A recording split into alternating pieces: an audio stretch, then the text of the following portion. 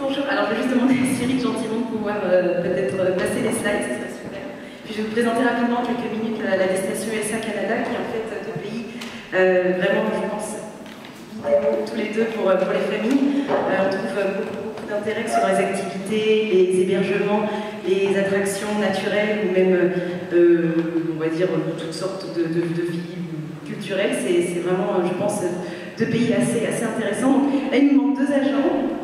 La famille qui viendra plus tard. Donc moi je vais vous présenter donc, la destination qui est la slide juste après, qui est donc Canada et États-Unis. Alors si Cyril tu veux peut-être presser une fois de plus. Voilà, donc si tu appuies sur la prochaine slide, donc voilà, moi j'ai récapitulé en quelques photos parce que moi j'ai mis, je pars d'ici. Donc j'ai mis un petit peu les choses peut-être les plus parlantes quand on pense au Canada et aux États-Unis. Pas forcément aux États-Unis, ça va être New York. Alors, on a beaucoup de demandes pour New York. C'est une ville qui attire parce que c'est une ville où on peut visiter toute l'année. C'est une ville qui ne dort jamais. C'est une ville très culturelle mais très intéressante sur tous les points de vue. Je parle aussi de l'Ouest américain. Alors l'Ouest américain est une grande destination. Je crois que d'ailleurs de mémoire c'est la première des Français chaque année sur les États-Unis. C'est vraiment l'image du road trip de la route 66 qu'on peut imaginer avec des villes comme Las Vegas, San Francisco, Los Angeles, Hollywood, qui est donc le quartier de Los Angeles. Puis sur le Canada, le Canada c'est autre chose, c'est plus nature, animaux, ça se vit autant l'été que l'hiver, on évite les entre-saisons. Donc voilà les photos que j'ai mises, ça va être du kayak, ça va être le petit Blanchon qui est adorable, qu'on a tous envie d'aller voir parce qu'il vient de naître, il est tout petit, il ne peut pas trop bouger, donc on peut l'approcher assez facilement. Ça va être la Mauricie, le Québec, on va aussi parler de l'Ouest canadien, la Colombie-Britannique, Vancouver, le Yukon avec les aurores boréales. Voilà un petit peu les images qu'on se met un peu dans la tête de ces deux pays. Alors, pour faire un rapide résumé sur les États-Unis, moi je me suis permis de résumer, c'est ça, on va dire une petite dizaine de villes très phares, avec New York, comme je l'ai expliqué, qu'on appelle la Big Apple, au mille visages. Pourquoi? Parce que c'est une ville qui est juste étonnante sur tous les points de vue. San Francisco, qui est la plus belle baie du monde, une ville qu'on retrouve beaucoup dans les romans, qui est une ville très belle après Paris, évidemment. C'est une très belle ville, mais San Francisco a vraiment quelque chose qui attire autant les enfants que les parents. On a Los Angeles, mégalopole cosmopolite, parce que c'est énorme. On a Hollywood, on a les studios Universal, on a les plages de Santa Monica, on a Beverly Hills, c'est génial à faire en famille. Miami, évidemment, c'est connu pour les plages, son quartier Red-Eco, c'est la Floride, c'est vraiment l'état le plus ludique pour les familles. La Nouvelle-Orléans, pour la musique, mais la nature également avec les bayous. Las Vegas, la capitale un peu du jeu. Rassurez-vous, c'est aussi fait pour les enfants. Il y en a autant pour les enfants que les parents.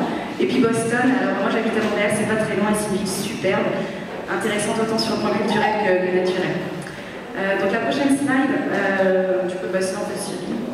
Aux États-Unis, un rapide résumé des régions maintenant. Alors comme je disais, l'Ouest américain c'est peut-être la chose la plus demandée. Je rentrerai dans les détails si vous venez me voir un instant qui est sur la mezzanine. On peut faire un super road trip avec des enfants même en bas âge. C'est très simple, c'est très facile, il n'y a pas de difficulté particulière. Et toutes les images que vous faites, les rêves de l'Ouest américain, mais vous allez les voir quand vous allez là-bas, c'est vraiment comme ça. J'ai vraiment eu des voyageurs déçus, même moi, chaque fois que j'y retourne, je suis émerveillée. J'y retourne dans 3 semaines, je suis très chanceuse et j'ai hâte encore de faire Bryce Canyon, Grand Canyon, Las Vegas, San Francisco, Los Angeles. C'est le rêve. Oui, il y a juste un truc qui me fait peur quand on parle des États-Unis ou du Canada, quand tu vois ces grands espaces, c'est les distances. Je dis ça avec les enfants, les distances, c'est toujours des moments un peu... C'est vrai, alors, parce que nous, on va prendre en compte cet aspect du voyage, on va essayer de savoir si, déjà, ils sont en couple ou avec les enfants en bas âge. Effectivement, on va essayer de couper la route, on va essayer de ne pas leur faire trop de route. On va aussi, en fonction de l'âge, peut-être enchaîner. Maintenant, c'est ce que j'explique à tous mes clients, c'est que l'Ouest américain, ça se mérite. Il y a des 4h30 de distance, des 4h30, mais c'est pas l'autoroute à 6 pour aller je sais pas où. C'est une belle petite route en plein milieu des déserts, vous êtes au milieu des couleurs rouges, le soleil qui se lève, le soleil qui se couche.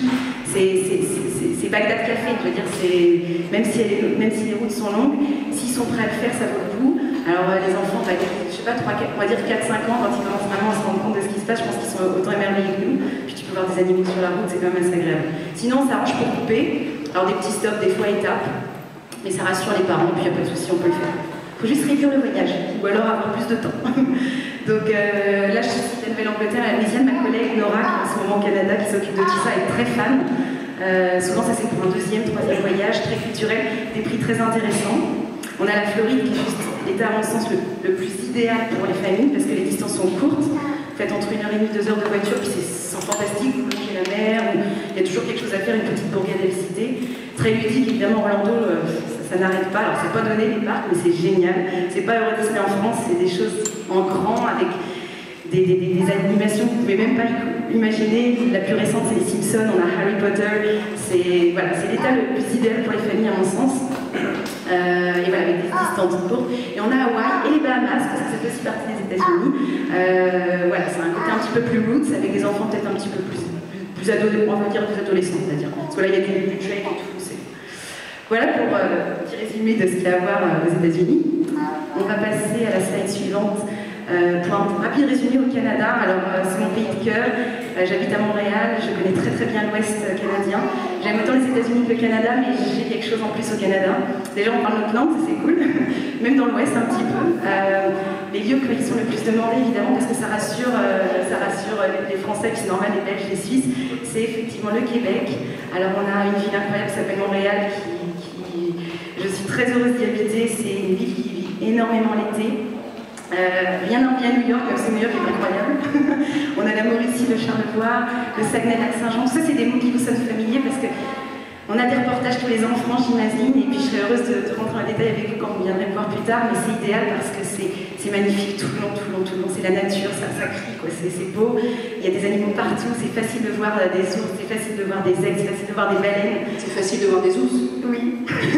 Non mais ils sont pas comme ça dans la nature, on va dans des endroits sécurisés. Non, tu peux les voir, traverser la route, c'est assez facile. Alors évidemment, on vous prévient, il ne faut pas les approcher, surtout si c'est une maman avec ses petits bébés, mais c'est chou. Alors les écureuils en masse, les ratons laveurs en masse, là tout le monde est content. Non, les ours, effectivement, il faut juste faire un petit peu attention, mais ça on l'écrit dans nos guides. Rassurez-vous, on prend bien soin de vous. Et puis évidemment, je vous parlerai en détail quand vous viendrez me voir de l'Ouest canadien, qui est vraiment ma grande passion pour y avoir vécu plusieurs années. Où, pour les aventuriers, les gens qui aiment encore plus la nature, peuvent faire un deuxième, troisième voyage au Canada avec des enfants un peu plus grands. C'est juste impressionnant. C'est pour moi le vrai Canada, avec les lacs, les glaciers, comme vous pouvez l'imaginer. La slide d'après, c'est quelques images, encore une fois, si tu veux, pour vous donner un petit peu une idée de les aurores boréales. Là, on a le lac Peyto qui est dans l'Ouest canadien. Juste imaginer un petit peu tout ce que je vous raconte. Et puis, je crois que la slide suivante, on va parler des hébergements. Si tu veux passer pour la slide suivante. Ah non, c'est vite fait des petites activités rapides, typiquement pour les familles qui sont idéales. Sur la Floride, nage avec les lamantins. C'est ces animaux là, qui sont bizarres, qui sont super gentils et curieux et qui viennent comme ça vous sauter la main, c'est très intéressant. Universal Studios, évidemment, je vous en ai parlé.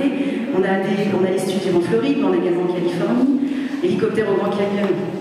La meilleure façon de le voir quand même, testez-le, je vous assure, vous n'allez pas le regretter. Je vais le faire dans quelques semaines, je vous raconterai tout quand je reviendrai. Et c'est la dure partie de notre métier, malheureusement, on va tester tout ça. Disney World, évidemment, en Californie, Floride. L'observation des baleines en Massachusetts, donc ça c'est en dessous du Québec. Nage avec les dauphins, voilà. Donc, tout ce qui est animalier, évidemment, ça plaît aux familles, c'est génial. Et à moi et aux adultes. Je crois qu'on peut passer. Canada, par rapide résumé, l'hydravion, l'hydraski, donc qui était hiver. L'expérience amérindienne, d'ailleurs, je viens de découvrir quelque chose d'exceptionnel, très authentique. Je vous parlerai plus en détail quand vous viendrez me voir. On peut faire les deux, très authentique roots, ou un petit peu plus confort pour les enfants qui sont un peu plus jeunes. Observation des ours polaires, ça c'est Churchill, très en haut. C'est pas donné, mais c'est incroyable. Blanchon, pareil. Aurore boréale dans le Yukon. Traîneau à chien motoneige, ça va être la saison. Venez, vous n'allez pas le regretter, c'est fantastique. C'est vrai que c'est beau en toute saison. C'est beau, été-hiver, l'entre des saisons oubliées, vous allez. Sauf l'automne qui est fantastique en ce moment, les couleurs commencent à rougir, à jaunir. C'est comme un peintre qui s'amusait à acheter des couleurs comme ça, c'est quelque chose. C'est vraiment deux voyages différents, si on choisit d'y aller en hiver ou en été. Complètement, activité, visite, distance, moyens de locomotion, c'est deux pays complètement différents. Vous pourriez faire les mêmes régions aux deux saisons différentes que vous voyeriez pas la même chose en fait, et vivriez pas la même expérience. Au niveau des hébergements aux États-Unis, c'est assez classique. Motel, hôtel évidemment. Motel, ça peut être le trip. C'est sympa, c'est pas cher au moins. Alors, resort, évidemment, on a des trucs fantastiques aux États-Unis, ça se faire plaisir. Maison Hogan, c'est plus des choses en Arizona où on monte avec les Navajos. Et enfin, on a des ranchs, ça c'est assez typique. peut avoir tout type de range, que ce soit de standard à des prix accessibles, à des choses très incroyables, si on veut vraiment faire une retraite de 4 jours. Ils n'ont pas de B&B, de chambre chez l'habitant, des choses comme ça. Assez rare au Canada. Il y en a plus vers chez nous. Alors on va dire tout ce qui est Massachusetts, Vermont, Nouvelle-Angleterre. Parce qu'on se rapproche du côté un peu plus européen. Les bed and breakfast aux États-Unis, c'est moins connu. On le demande souvent, mais il faut l'enlever. C'est très difficile à voir. On essaie de se rapprocher, de prendre des hôtels un peu familiaux qui se rapprochent un peu du style dans l'Ouest, mais sinon on ne trouve pas. C'est plus compliqué, on va dire. Pour le Canada, par contre, c'est idéal. Aubergite, famille d'accueil. Si vous voulez vraiment le contact avec la population, mais au maximum, alors là, le Canada est vraiment fait pour vous. On peut vous proposer tout, mais là, j'ai cité quelques exemples, mais si vous saviez tout ce qu'on peut proposer, ça va du plus standard au plus original. Je vous laisse lire, je reviendrai là-dessus en détail plus tard quand vous viendrez me voir. Et je crois que c'est tout, après, si je ne me trompe pas. Si, quelques conseils. Alors, rapidement, comme je disais au Canada, évitez l'entre-saison. Faites hiver, été ou automne, donc oubliez avril, mai, juin, parce que ça fond. Évidemment, si vous avez des enfants qui sont en études là-bas, c'est génial d'aller les voir, et on s'occupera de vous pour Montréal, Québec, les villes. Mais si vous voulez aller en nature, ça va vous décevoir, la neige fond et tout, c'est bof. Automne, c'est fantastique, c'est en ce moment, pas trop chaud, des couleurs fantastiques. Au niveau des formalités, rassurez-vous, il n'y a rien à faire, juste un passeport, c'est tout. Pour les États-Unis, c'est après. C'est un petit peu différent, si tu veux passer sur la slide suivante. Pour les formalités, on va dire c'est similaire au Canada, sauf qu'il faut absolument les stages, je reviendrai là-dessus plus tard si vous ne savez pas ce que c'est. C'est une formalité qu'il faut remplir en ligne, rien de compliqué, et le visa, le passeport doit être absolument valide plus de 6 mois après que vous soyez rentré dans le pays. Je vous parlerai des vols plus tard, et au niveau du climat, honnêtement, les États-Unis, c'est bien le pays que vous pouvez visiter toute l'année, sauf 2-3 régions qu'il faut éviter pendant, on va dire, septembre, octobre, novembre, Floride, les Bahamas, la Nouvelle-Orléans, parce que c'est les moments où il y a beaucoup d'orages, ouragans, et on va éviter également certains parcs que vous ne pouvez pas traverser en plein hiver. Mais sinon, c'est praticable toute l'année.